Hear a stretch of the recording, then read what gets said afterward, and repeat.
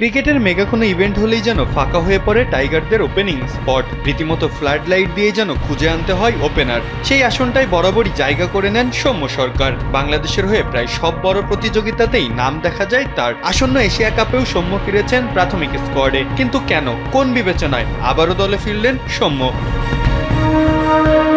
আসন্ন এশিয়া কাপটা হবে টি-20 ফরম্যাটে। 2016 সালে টি-20 সংস্করণের এশিয়া কাপে 5 ম্যাচে সৌম্য করেছিলেন 94 রান। তার মধ্যে শুধু পাকিস্তানের বিপক্ষেই ছিল 48 বলে 48 রানের একটি ইনিংস। এটিই তার সবচেয়ে সফল মেজর টি-20 আসর। পরের বছরই টি-20 বিশ্বকাপে 7 ম্যাচে 10 গড়ে রান করেছিলেন 75। স্ট্রাইক রেটটা ছিল 88.24। 2021 টি-20 বিশ্বকাপের পারফরমেন্সটা যেন আরো ভয়াবহ। 4 ম্যাচে সেবার 6.75 গড়ে রান করেছিলেন মোটে 27। ঠিক তার পরের বছর 2022 টি-20 বিশ্বকাপেও চান্স পেয়েছিলেন সৌম্য সরকার। 4 ম্যাচে সর্বসাকুল্যে রান করতে পেরেছিলেন 49, গড়টা ছিল 12.25।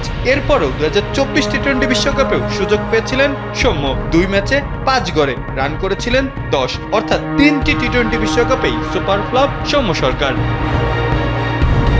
তাহলে হয়তো ভাবতে পারেন আরব আমিরাতে তার পারফরমেন্স বোধহয় ভালো, এজন্য কন্ডিশন বিবেচনায় তাকে দলে নেওয়া হচ্ছে। তবে সে ঘুরেও বালি। আরব আমিরাতে 3টি টি-20 ম্যাচ খেলেছেন সৌম্য। 3 ম্যাচে একটা ডাক সহ রান করেছেন মোটে 22, গড়টা 7.33, স্ট্রাইক রেটটাও 100। আবার এই 3টি ম্যাচই ছিল টি-20 বিশ্বকাপের ম্যাচ। তাহলে আর কি বাদ থাকে?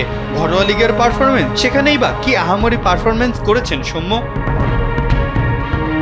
সবশেষ বিপিএল এ রংপুরের হয়ে 4 ম্যাচ খেলার সুযোগ পেয়েছিলেন তিনি। সেখানে রান করতে পেরেছিলেন 105, তার মধ্যে আবার এক ইনিংসেই ছিল 74 রান। সম্প্রতি খেলে এসেছেন গ্লোবাল সুপার লিগে, সেখানেও সুবিধা করতে পারেননি তিনি। সর্বোচ্চ ইনিংস 28 বলে 36 রান। অর্থাৎ টি-20 ফরম্যাটে তেমন ছন্দে নেই সৌম্য সরকার। পরিসংখ্যান অন্তত সেটির সাক্ষ্যই দেয়।